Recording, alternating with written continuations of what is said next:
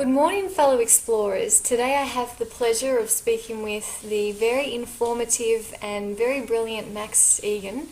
For those not yet familiar with Max, he's a speaker and researcher of the truth on topics such as the distortions in government, media, law.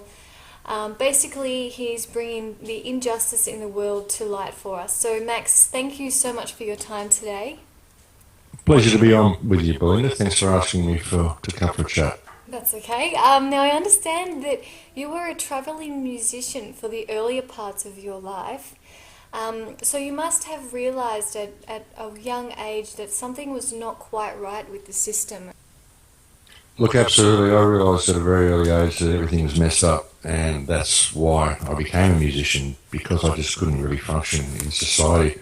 I found something that I loved doing, basically, and was artistic, and I was able to express myself and kind of hide in that world. But I was also able to earn a living from it, so it was good, and that's just the path that I went down. But it was good as well because I was able to live on the outside of society, which gave me plenty of time to research, which has kind of led to what I'm doing now. So it was all a path that was plotted out, I think, really. Yeah, definitely. And just on that note, because you were a musician, what do you think about the music industry these days and the harmonics that are used and that sort of thing? Look, the music industry is really insidious, and that's one of the reasons why I got out of it, because I realised what I was swimming in and what I was doing. I mean, even the pop culture that goes with it is very insidious. It's all about programming. And modern music itself is quite literally out of tune with the planet. They changed the key of music back in I think it was the 1500s or the 1700s, was the Vatican actually changed the key of music from 420 cycles to 440 cycles. And that changed concert pitch. So everything was put slightly out of kilter and slightly out of harmony with the vibrations and the natural sounds of the planet. And that's what a lot of modern music is, unfortunately. It's designed to disconnect people harmonically from the earth and from themselves and from everything that's natural around them. It's quite insidious. And it's amazing, really, when you look at all this stuff. There's an incredible knowledge in some of the plans that have been put in place. Just the knowledge of doing that. I mean, why would you change the key of music? Why would you think that was something important, you know? Yeah. It shows an incredible knowledge of human physiology and human psychology, some of the steps that have been taken to change things, you know, disconnect people. Definitely. Yeah, of course. And why do you think that is? Why do I think it is? Well, it's to disconnect people. As I said, it's to disconnect people from the natural world, disconnect people from themselves. Yeah. That's how you control them. You know, you can't control people unless you can disconnect them. And if we're living in a natural state of harmony, then we're connected. Yeah. We're a lot more confident in ourselves, you know. If you can disconnect people harmonically from the earth, you disconnect them from the vibrations of life, the energy of life, you know, the energy of creation. You disconnect them from their home, disconnect them from themselves. Yeah. See, everything that exists in the world is basically made of energy, everything. It's all different frequencies of light and sound. That's what makes up all matter, that's what makes up all reality. And you think about that, light and sound. Each sound has a corresponding light frequency. Each light has a corresponding sound frequency. If you can create a disharmony in there, then you can disconnect people, separate people, makes them easier to control. That's what it's all been done for. Now, this whole society is designed to disconnect people, make them easier to control. That's what it's all about. Mm-hmm. Yeah. Well, we are extremely disconnected, you know, even just from nature. And, you know, that brings me to the next question, because being a musician and also an artist, I really would like to know your thoughts on the importance of creativity and if you think that it's a vital part of our awakening. Well, creativity is who you are. It's what you're here to do. You're here to create. You're here to create with your mind and with the tools that have been given to you for this experience. You're here to be yourself to the best of your potential, to be all that you can be. And that process itself is a creative process. See, what you are really is an artistic expression of creation. You are like a thought in the mind of God. And what you do and how you express yourself and the legacy that you leave behind, how you walk, how you speak, how you interact with people, this is art. This is a form of art itself, the art of being you. You know, you'd say that a metal worker, the art of making a metal object, the art of a sculpture. But what about the art of sculpting your own life and sculpting your own personality and being all that you can be? Yeah. This is art. It's an artistic statement, and it's a creative statement, and that's what you're here to do and here to be. And we're not able to do that. We judge ourselves by external parameters. We never really experience the art of ourselves because we judge ourselves by all this stuff that we bought and collected and what we look like in the mirror according to the social parameters that have been provided for us. So we never really experience ourselves, and we never truly experience our own art and our own creative potential. And it's a huge crime that's been committed against us by putting us in this state and disconnecting us this way and putting us in a state where it's virtually illegal to experience the art of your life and to simply be yourself. You're not able to do it. You don't have time to do it. You've got to pay to be alive. You've got to do all the stuff that goes along with this society. It's a joke, you know. It is. It's crazy. It is. And just touching on that being who you are, it's something that I think a lot of people struggle with doing. And so I guess another question that I wanted to ask was where you found that courage and that strength to actually be who you are and say what you think and, encourage people to do the same. Well, I just don't have any fear of this system. And being who you are is so important. Most people are frightened to be who they are because they judge themselves by artificial parameters. They judge themselves by what society says they should be. They have to look this way and dress this way and hang out with these people and go to these clubs and have these latest exploding shoes and the latest iPhone and the latest stuff. If you don't do all of this, you're a lesser person, you're unsuccessful, you're never going to make it. All this sort of stuff that they program people to believe. And so people are judging themselves by external parameters and they're scared to just be themselves. That's the last thing they want to be, is just little old me, because little old me is just a nobody. But it's not true. Little old me is perfect. This little old me is perfect at being me, and that's what I'm here to be. And you should experience that and realise the potential that you have and be yourself and experience the art of yourself. Figure out what this is all about, why you're here, what's it all about. You're here to do something with this experience. What is it, Or could it be that it's to experience the world as you from that perspective, see how you interact with other people, see what a difference you can make to the world that you're in, We've had all this taken away from us, Belinda. We've been trained to judge ourselves by someone else's idea of what we should be, and that's why people are too afraid to ever be themselves. Yeah, it really makes you think, who are we living for? Well, yeah, exactly. And see, when you look at all of this system, this whole control grid that's put in place, people are saying, it's what they're stealing all our wealth. Well, what they're actually stealing from you is your energy, your soul, your spirit. They're stealing you from you, They're controlling your life by stealing your energy, making you focus on things that are not yourself, artificial parameters that you're judging yourself by, certain rungs you have to attain on the social or corporate ladder, which are all fiction. None of it means anything. It's about you. It's about your experience, your interaction with people, and the art of your life, your own creative potential. And freeing yourself from this prison, for a start, would be a good step for people to realise their own freedom, their own potential, Yeah, definitely. And I really like the way you actually encourage people to stay informed and grounded, with one foot in the system and one foot out, just so that you are able to communicate with people that are involved in the system and sort of speak their language, as you say. Well, you've got to a certain degree, because you can become completely radical. I mean, I could become a free man, step outside the system and have nothing to do with it, but I wouldn't have access to the internet. I wouldn't be able to do the things I'm doing to be able to awaken people. I'd have to deal with police on the side of the road all the time, explaining to them why I didn't have a registration plates on my car and all this sort of stuff. So I never get anything done.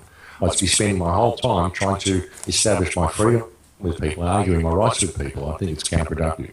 Yeah. You can have enough knowledge of the system to be able to circumvent it if you get in trouble with it. But at the moment, there are certain tools that it provides that we can use as a means to wake up other people. Yeah. I think it's important that we do that. Plus, a lot of the stuff that's happening, a lot of the free man stuff, and a lot of people becoming aware of what their name is and the birth certificate and all this sort of stuff.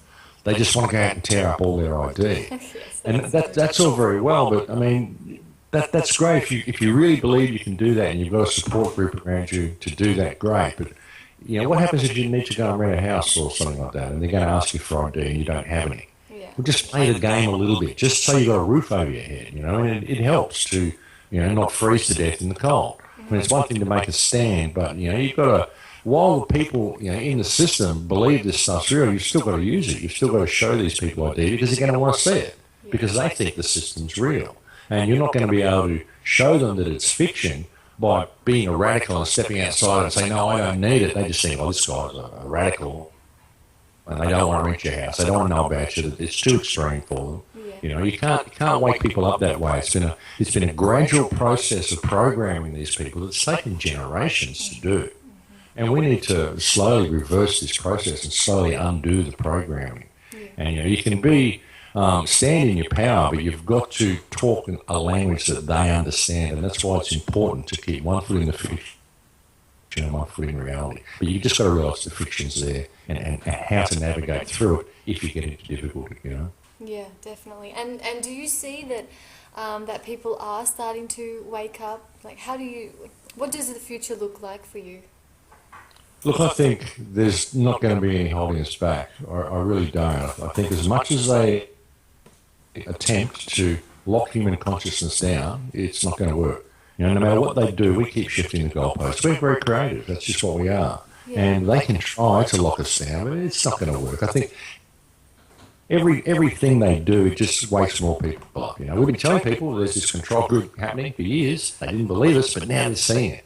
And they're going, wow, and they're waking up. So that's a good thing. Yeah, definitely.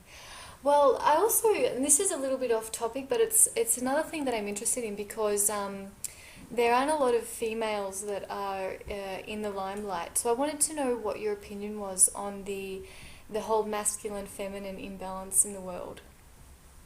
Well, it's a patriarchal society that we live in. It's all patriarchal. The whole thing's based on patriarchal systems. It's all even the male god figure. Yeah. And when it's the destruction of the divine feminine and the divine masculine right throughout the system. I mean, women are coming more into the limelight now, but they're being taught that they have to be like men. If you want to be a successful woman, you've got to put on a suit with shoulder pads and go out and rape the world the way a man would do. That's success. Yeah. It's very, very strange. I mean, sex is used, the division of the sexes has been used to keep us divided for so long. And women have been brutalised through this sexual division. And even the competitive nature of women themselves, the whole concept of makeup and fashion and all this sort of stuff. You've got to have the latest things and look this way and dress that way. And it's always about the beautiful one and all this sort of stuff. It's all very, very competitive. And they've been brutalised. Women have absolutely been brutalised. But it's not males. I mean, the divine masculine has been squashed as much as the divine feminine. As much as it's a patriarchal society, they've squashed the divinity in both sexes, and now they're trying to merge it into this androgynous sort of a thing. It's really weird where they're going with it. Yeah. Also, just on another note, the Full Circle project that you have going on, I was wondering if you could just give us some information about that, because I know that that's trying to incorporate a lot of people. So what is this Full Circle movement that you're doing? Well, the Full Circle project, what I want to do is find a means of educating people basically around the planet. I want to start movements in each community around the planet which are going to empower the people. Empower them in the knowledge of who they are, bring the communities together, help them turn and stand and face their public trustees, their public employees, the governments who are doing all this stuff, because this whole fictional world that they've created, it's destroying the planet. We need to address it. So I've got to find a way of uniting communities. That's what I want to do with the Full Circle project. There's also other peripheral things I want to do with it. Like I want to start a buyback scheme of Amazon rainforest, because there's a lot of villages that are under threat in the Amazon. There's a lot of jungle that's under threat. And there's new villages now that the Peruvian government has just given the permission for mining companies to go in and totally trash a lot of new villages and things. So there's a lot of indigenous cultures that are being threatened. And we need to pay attention to all this. I also believe that if we could buy large sections of Amazon, it would stand as a monument. It would stand, look what we did. Look what we did. We saved this. So it would inspire people to want to get involved and realise that if we all do put our minds to something, we can change things. We can. We can change the world. We can change the direction everything's going but we've got to unite the communities. That's the big focus of the Full Circle Project, is finding out what unites each community around the planet and exploiting that and finding a way to use that to unite these communities. Everything that we face, every problem we face ultimately comes from government corruption. Legislation is put in place by government.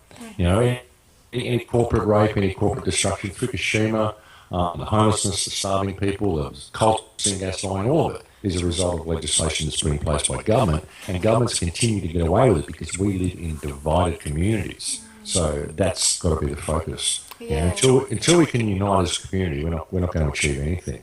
You know, it's just all little band-aids until then. You know. Yeah, yeah. I actually the right now the situation with the government and with Tony Abbott has kicked up a lot more people that are, you know, sort of, I'm not sure if they're awakening to the fact that the government is corrupt, but it is bringing more attention to that aspect of life, you know, the whole... Oh, yeah. In that respect, he's the greatest thing that ever happened to us. Exactly. And he's such a sociopath, and he's so out of control, and he's so willing to just walk all over everybody, that he's the greatest demonstration we could ever have hoped for. Yeah. Of government corruption right here in the country. There it is, folks. What did we tell you? These people are criminals. As a way of example, I'll give you Exhibit A, Tony Abbott. Yeah, exactly. Yeah. It's quite sad, really. But, It is. It's sad that that's the lengths we have to go to enact a little cretin like that before people see it. But hey, they are seeing it, you know. Yeah, yeah. Well, overall, I mean, what would you say is the most fundamental and important message for humanity to hear right now? You are beautiful, you are powerful, you are free. Everybody, you are, if you choose to be that way. Yeah. Yeah, that's the thing. You know, you are a beautiful expression of creation. You are not your name, and it's time for you to wake up now. We need you. We need you all to wake up. We need you to all remember who and what you are, and to remember that this whole system that we think is real only exists on paper. It's not real. You know, government isn't real. Government only exists in a book. It's just these rules that are written in books, and men with expensive suits go to these big buildings and they do what it says in the book. And if they want to steal money from you and it isn't in the book, then they write it in the book that they can do that, and then they do that. And then they've got all these thugs in blue uniform which go out and enact all of these corporate rules for you and enact all of this brutalisation against the people. Government creates crime and steals the people. That's what it does, but it only exists in a book. It's not real, you know. A lot of people don't understand that the government creates crime. You know, the government, they say there's so much crime in the world today. Well, why? Well, it's because they're making everything illegal. So now it's possible to break a law at any moment of the day or night without even knowing that you're doing it. And then they, oh my God, look at the figures. There's more crime. We need more laws and more police. And the more laws they create, the more crime they create.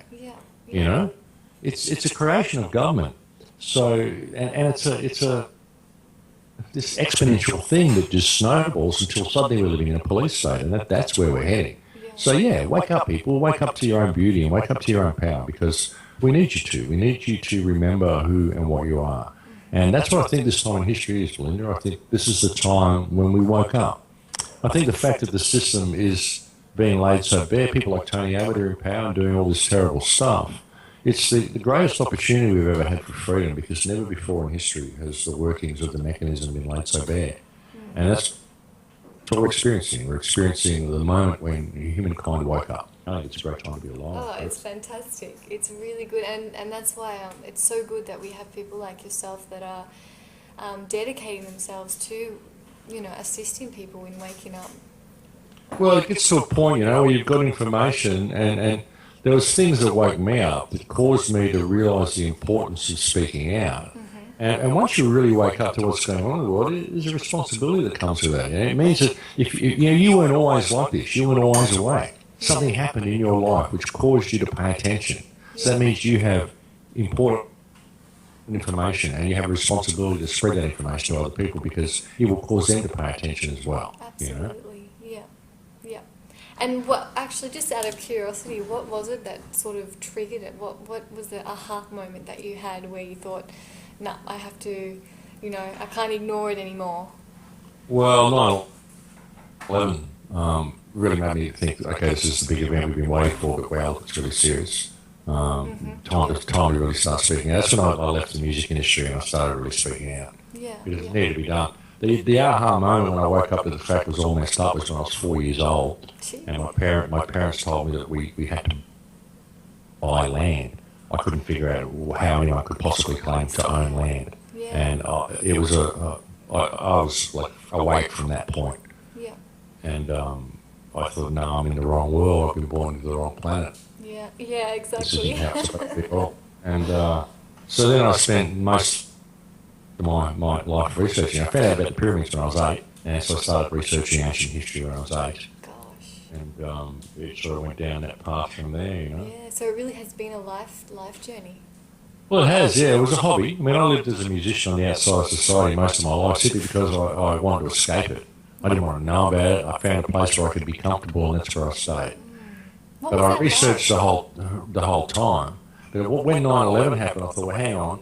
I shouldn't have been hiding in this bubble of music. I should really have been paying attention to all this research because this is actually very serious. Yeah. Yeah. You know. Well, So- music is a good way to communicate that to people as well.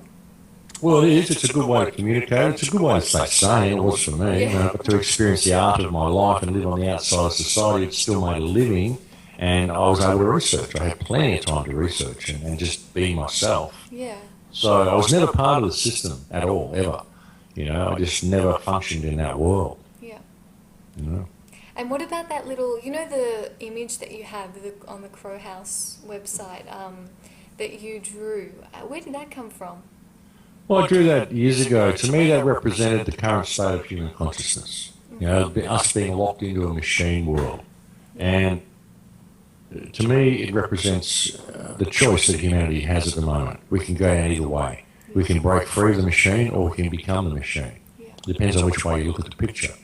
You know, and I put the triangle and the one eye and all that in there because there's a whole Illuminati symbolism. I mean, yeah, they don't own that symbolism. I'll use that symbolism if I want it.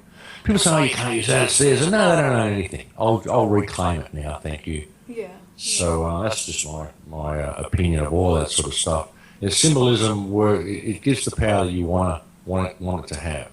I don't think the Illuminati is all powerful. I think that you've just got to put your logo in enough places that people think you're all powerful, and people will give you that power. Yeah. But I don't think they have all the power people think they do. They certainly don't have any power over me, and I'll claim the logos back, and I'll just speak out and do what I want to do. Yeah. And they can't control that. So that's kind of like a statement of defiance, that whole thing, you know? Yeah, no, and it's a very powerful one. And I think it's so important for people to, live without that fear of what's out there. Because they feed it in a way, don't they? Well, they do. The whole system is fear-based mind control. It's what it's all based on. You look at the new terrorist group they've got out now. Was it ISIS? The new Osama bin Laden? Oh, See, because Al-Qaeda was starting to lose its luster, so they've created a new terrorist organisation now called ISIS, and everyone's scared that ISIS is going to come to America. I mean, there's actually an American military organisation called ISIS that are stationed in Iraq. I would suggest that's probably who it is. yeah. Just another CIA boogeyman, they cook them up all the time, keep people in a state of fear. That's what it's all about, fear-based mind control. Even when you look at the financial system and everything they do to our society, it keeps you in fear of scarcity, fear of not paying the bills, got to have a job, got to have this, got to have that, got to look a certain way, got to do this, got to do that, got to fit here on the social ladder, don't want to be judged harshly by your peers. It's all fear-based mind control, a whole lot. It's all fear-based. Everything about our society is fear-based. It really is. It absolutely is. Oh, it is. It's right from the ground up, and right from the very, very beginning. Right, this is the first stuff they put into the kids. It's all fear-based, the whole lot. Well, we have to admit we must be pretty powerful inside if they have to do all these things just to suppress us. Oh, yeah, it's amazing. They have to work 25 hours a day to keep us down, darling. They really do. Electromagnetically, fear-based, propaganda, television stuff, food additives, fluoride, just so much stuff. That's how powerful we are. Yeah, it's good to remember that every now and then. Oh, it is. But no matter what they do, they're not going to hold us back because we create. And that's the thing, this whole control, we created all this. We imagined it all into a being. Yeah. Everything that has ever existed, we imagined it into being. Yeah. This chair that I'm sitting on, someone had to imagine it, and then they applied themselves to the physical world, and they built it. But they had to imagine it first. So everything is a product of imagination. We just have to imagine a better world. We've imagined a world whereby we are controlled by this small group of criminals at the top. But now we're imagining that we're free.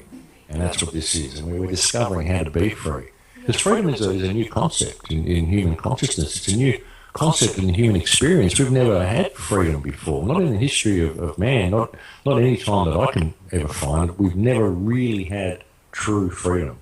We've had stuff that looked like freedom, but it wasn't really freedom. And now we're beginning to understand what that is. But it's a new experience for us. It's something we don't know what it looks like, we don't know what it tastes like, we don't know what it feels like. Yeah. But we're realising that it is a reality, it is a possibility. And that's what we're going to have. That's where we're going, no matter what they do.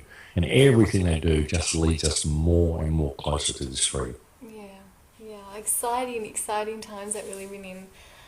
Well, I think that's all that we have time for today, but unless there's anything else that you wanted to leave with us before I end the call? No, that's fine by me, darling. Absolute pleasure to come on and talk to you. Thanks for having me on. Like I said, I really, really like the approach that you have, the grounded approach that you have, and I know you're going to be busy for the next few months, so I wish you all the best, and hopefully we'll get to chat again soon. Oh, sure we will, darling. It's just important people look at all these problems and they realise that what they really are opportunities. It's just up to them to embrace the opportunity that they provide. Yeah. Blessings in disguise. Yeah, lovely to talk to you. You too, Max. Thank you so much.